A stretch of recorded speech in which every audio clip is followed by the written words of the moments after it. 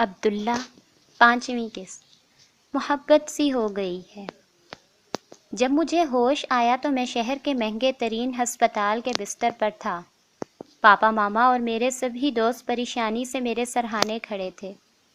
کاشف نے بتایا کہ انہیں ہسپتال ہی سے کسی نے فون کر کے یہاں بلایا تھا اور ان کے مطابق مجھے درگاہ سے عبداللہ نامی کوئی لڑکا میری ہی گاڑی میں ڈال کر کسی ڈرائیور کے ہمراہ یہاں تک چھوڑ گیا تھا۔ اس نے ماما پاپا کے آنے تک وہیں انتظار کیا اور پھر گاڑی کی چابی ان کے حوالے کر کے چل دیا۔ تب تک ڈاکٹرز میرے تمام ٹیسٹ وغیرہ کروا چکے تھے اور انہوں نے عبداللہ کی موجودگی ہی میں بتایا تھا کہ میں بالکل ٹھیک ٹھاک ہوں۔ ہو سکتا ہے دھوپ کی زیادتی کی وجہ سے چکر آ گیا ہو۔ پاپا نے ہی میرے دوستوں کو اطلاع کروائی تھی۔ وہ سب ہی مجھ سے کوئی نہ کوئی بات کر رہے تھے سوائے اینی کے۔ وہ بالکل ہی خاموش اور چپ چاپ سی ایک جانب کھڑی تھی۔ کچھ ہی دیر میں نرس نے انہیں میرے آرام کی خاطر جانے کو کہا تو وہ سب ایک ایک کر کے مجھ سے رخصت ہو گئے۔ سب سے آخر میں اینی میرے بستر کے قریب آئی اور ہاتھ ملاتے ہوئے دھیرے سے بولی، میں خدا سے دعا کروں گی کہ وہ تمہاری درگاہ کی منت پوری کر دے۔ میں نے چونک کر اس کی جانب دیکھا۔ اس کی بھرائی ہوئی آنکھیں چھلکنے کو تیار ہی تھیں۔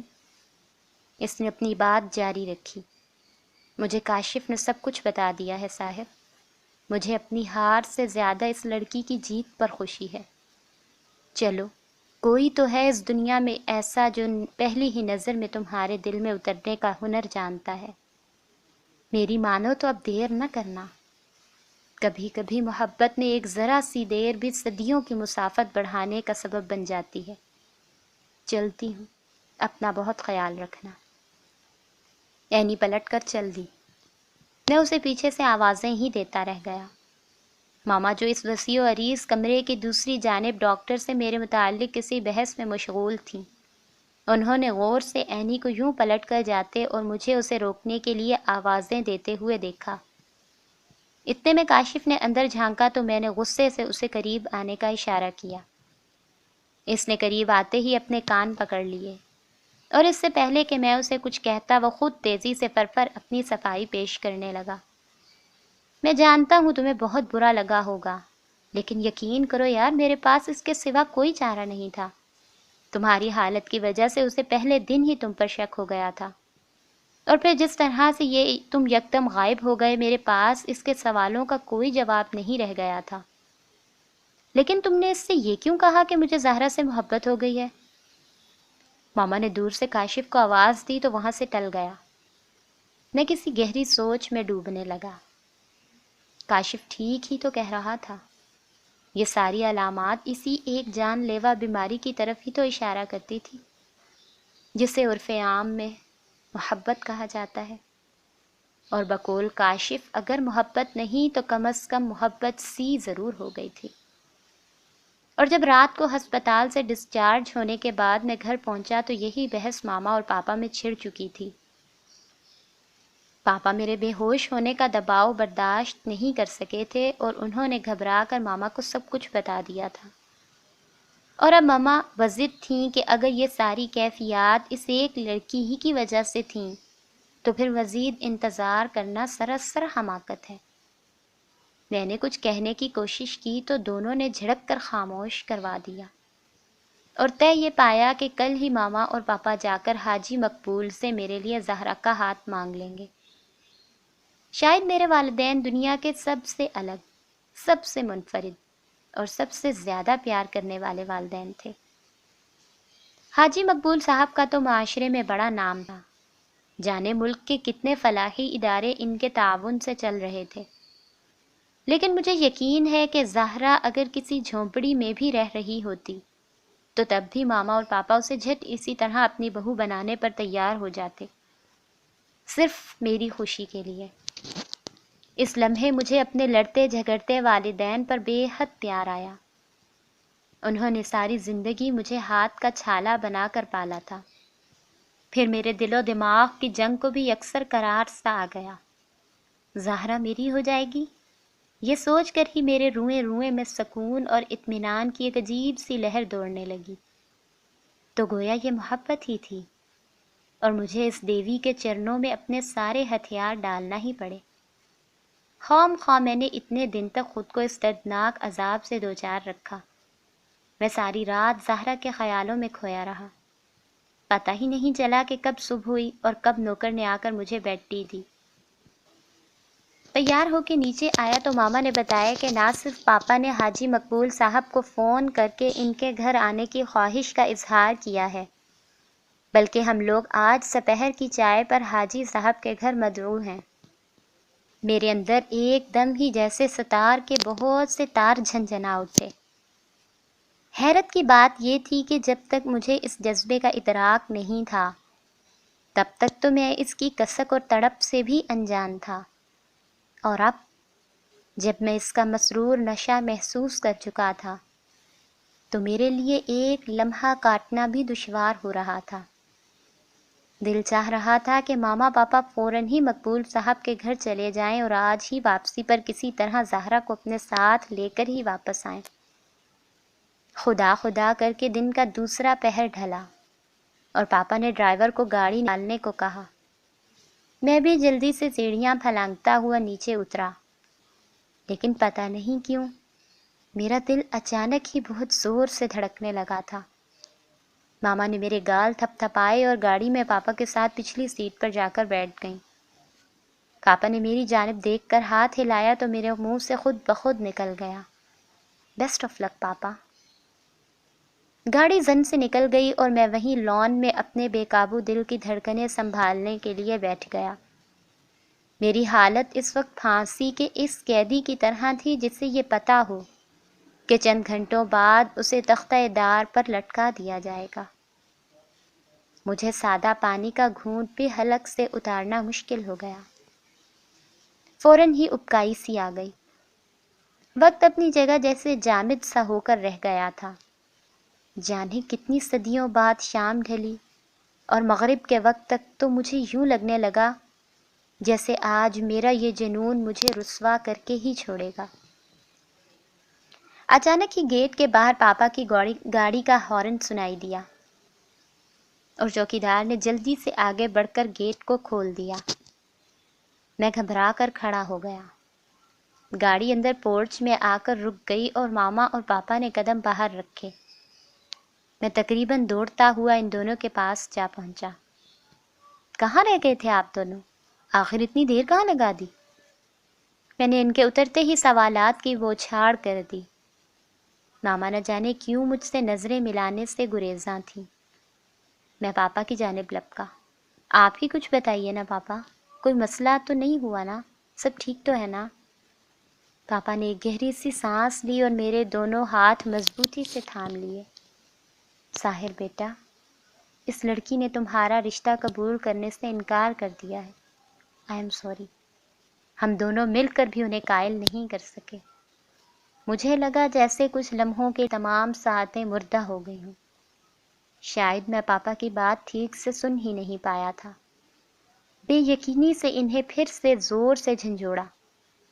انہوں نے مجھے زور سے بھینچ کر گلے لگا لیا۔ ایسا وہ بچپن میں بھی تب کیا کرتے تھے جب مجھے سائیکل سے گر کر یا کھیلتے ہوئے کوئی زوردار چوٹ لگ جاتی تھی۔ چند لمحے تو مجھے کچھ سمجھ ہی نہیں آیا۔ پھر رفتہ رفتہ جب ان کی بات کا مفہوم واضح ہونے لگا تو چوٹ کا درد بھی دھیرے دھیرے رگوں کو کاٹنے لگا۔ میرا جی چاہ رہا تھا کہ اتنی زور سے چیخوں کے اندر کا سارا شور ایک ہی جھٹکے میں باہر آ جائے۔ ماما وہاں رک نہیں پائیں اور آنکھیں پونچھتی ہوئی تیزی سے اندر چلی گئیں۔ لیکن کیوں؟ زہرا نے انکار کیوں کر دیا تھا؟ میرا چند لمحوں کا ساتھ پانے کے لیے نہ جانے کتنی نازنینوں کا دل مچلتا تھا، لیکن وہ جسے میں نے عمر بھر کا ساتھ دینے کی پیشکش کی تھی، اس نے ایک ہی لمحے میں میرا سارا غرور، سارا بھرم چکنا چور کر دیا۔ کیوں؟ کیا وہ مجھے بھی انہی ہزاروں عام لوگوں کی فہرست میں رکھتی تھی جو اس کی ایک جھلک کے طلبگار ہوں گے؟ مجھے زندگی میں پہلی مرتبہ ٹھکرائے جانے کی اذیت ناک درد کا احساس ہوا۔ اس سے پہلے تو میں نے صرف جیتنا اور فتح کرنا سیکھا تھا، اور میری فتوحات کی تعداد اتنی زیادہ تھی کہ اب تو مجھے نام اور چہرے بھی یاد نہیں رہے۔ آج سے پہلے شاید یہ بات کسی نے میرے لیے ہی کہی تھی کہ وہ آیا، اس نے دیکھا اور فتح کر لیا، لیکن آج کوئی مجھے دیکھتا تو صرف اتنا کہتا، وہ آیا، اس نے دیکھا اور ہار گیا۔ کون سوچ سکتا تھا کہ بین الاقوامی تاجر، ملک کے مشہور industrialist, federal chamber of commerce کے صدر توصیف احمد کے بیٹے کا رشتہ ٹھکرایا جا سکتا ہے؟ میرے ذہن میں آندھیوں کے جھکڑ سے چل رہے تھے۔ پاپا نے میرا ہاتھ تھاما اور مجھے لیے لان میں بچھی کرسیوں کی طرف آ گئے اور دھیرے دھیرے سارا ماجرا گوش کر دیا کہ حاجی مقبول اور ان کے تمام گھر والے بہت وفادار لوگ ہیں۔ ماما اور پاپا کا استقبال ویسا ہی کیا ہو سکتا تھا؟ لڑکی کی ماں پہلے ہی سے کچھ بجھی سی تھی۔ شاید وہ ماما پاپا کے آنے سے پہلے ہی ان کی آمد کا مقصد جان چکی تھی، لہٰذا جب پاپا نے زہرا کو اپنی بہو بنانے کی خواہش کا اظہار کیا تو ان کو زیادہ حیرت نہیں ہوئی۔ حاجی مقبول نے پاپا سے کہا کہ وہ اپنی اکلوتی بیٹی سے بے حد محبت کرتے ہیں، لہٰذا وہ اس کی مرضی کے بغیر کوئی فیصلہ نہیں کر سکتے۔ البتہ انہوں نے ماما اور پاپا کا اس بات پر بے حد شکریہ ادا کیا کہ اتنے بڑے خاندان نے ان کی بیٹی کو اتنی عزت دی۔ پاپا نے پھر اس بات پر اصرار کیا کہ اگر حاجی صاحب چاہیں تو اسی وقت اپنی بیٹی کی مرضی معلوم کروا سکتے ہیں۔ ماما میری تصویر لے کر گئی تھیں۔ انہوں نے وہ تصویر حاجی مقبول صاحب کی بیگم کے حوالے کی اور دم سادھے نتیجے کے انتظار میں بیٹھ گئیں، لیکن شاید زہرا کی ماں کو نتیجے کا پہلے ہی سے علم تھا، تبھی وہ کچھ ہی لمحوں میں واپس آ گئیں۔ تب مجھے خیال آیا کہ ضروری تو نہیں کہ یہ رشتہ پہلا ہو جو اس غزالہ کی چوکھٹ تک گیا تھا۔ مجھ سے پہلے بھی شاید یہ عمل دہرایا جا چکا ہو، بلکہ ایک بار نہیں کئی بار یہ عذاب زہرا کے ماں باپ پر وارد ہو چکا ہو، تبھی انہیں بیٹی کے انکار کا اس قدر کامل یقین تھا۔ زہرا کے انکار کے بعد ماما اور پاپا کا وہاں بیٹھے رہنے کا کوئی مقصد نہیں تھا، لیکن پھر بھی ماما نے ایک آخری کوشش کے طور پر زہرا سے ملنے کی خواہش کا اظہار کیا۔ زہرا کی ماں نے ماما کو ساتھ لیا اور اس کے کمرے تک جا پہنچیں، اور پھر ماما کو دروازے تک چھوڑ کر خود وہیں سے پلٹ گئیں، شاید ماما کو زہرا سے کھل کر بات کرنے کا موقع دینے کے لیے۔ ماما نے زہرا کو دیکھا تو بقول ان کے وہ اسے دیکھتی ہی رہ گئیں۔ اس کا حسن ہی ایسا دل موہ لینے والا تھا، لیکن وہ دل ربا اس وقت بھی غم و یاس کی مکمل تصویر بنی بیٹھی تھی۔ اس نے ماما کے کچھ بولنے سے پہلے ہی ہاتھ جوڑ کر ان سے معافی مانگ لی کہ اگر اس کے انکار سے ماما کا دل دکھا ہے تو وہ تہہ دل سے ان سے معذرت چاہتی ہے، لیکن اس مدعا کو مزید نہ ہی چھیڑا جائے تو بہتر ہوگا، کیونکہ اس کا فیصلہ اٹل ہے۔ اس نے ماما کے ہاتھ تھام کر ان سے یہ کہا کہ جو لڑکی بھی ان کی بہو بنے گی وہ دنیا کی سب سے زیادہ خوش قسمت لڑکی ہوگی، لیکن وہ خود کو اس اعزاز کے قابل نہیں سمجھتی، لہٰذا اسے اس کی بد نصیبی کا مزید احساس نہ دلا کر ماما اس پر احسان کریں گی۔ ظاہر ہے اس بات کے بعد ماما مزید کیا کہہ سکتی تھی؟ وہ زہرا کے سر پر ہاتھ پھیر کر اور شگون کے طور پر سونے کے جو جڑاؤ کنگن ساتھ لے کر گئی تھیں وہ زہرا کے سرہانے چھوڑ کر چلی آئیں۔ پاپا نے مجھ سے وعدہ لیا میں ایسا کوئی کام نہیں کروں گا جس سے ہمارے یا زہرا کے خاندان کے نام پر کوئی حرف آئے۔ میں پاپا کو کوئی جھوٹی تسلی نہیں دینا چاہتا تھا، اس لیے چپ چاپ اٹھ کر کمرے میں آ کر بستر پر لیٹ گیا۔ اب یہ قصہ اتنی آسانی سے ختم ہونے والا نہیں تھا، مجھے اسے جیتنا تھا یا پھر اپنی ہار کی وجہ معلوم کرنی تھی۔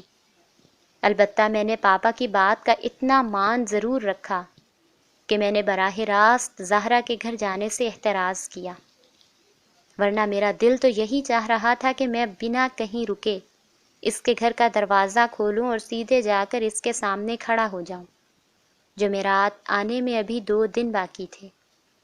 اور یہ 2 دن میں نے کس طرح کاٹے یہ میں ہی جانتا ہوں۔